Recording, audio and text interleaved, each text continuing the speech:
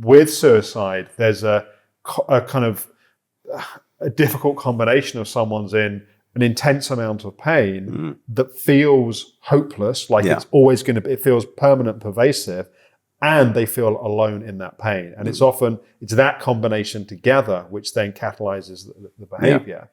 And I think you're right. I think lockdown inevitably has made that worse because people are more alone. And, but it's difficult. I think there's a few pieces here. I think partly it's just a bit like we were saying with the family friend, that there's something that's just sad about it. Something that is just sad about someone, firstly being in that much pain, but also the people that are left behind and the ripples and the impacts of that.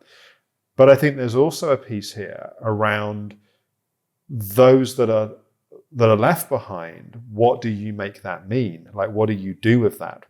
You've been around 6 people that have taken their lives in the last few years. Like, one has to make meaning of that.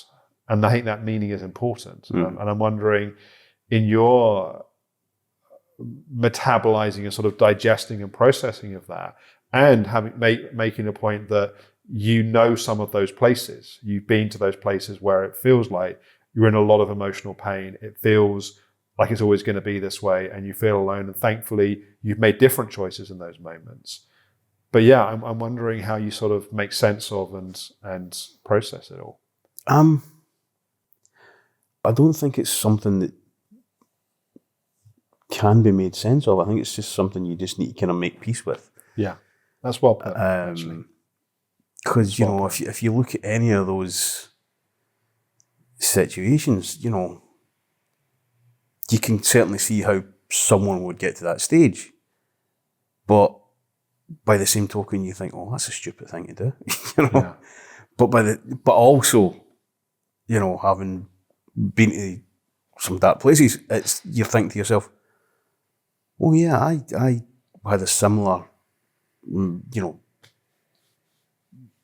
mindset or journey or whatever, and it's like, you can look back with clarity and say, yeah, that would have been a stupid reason to do that.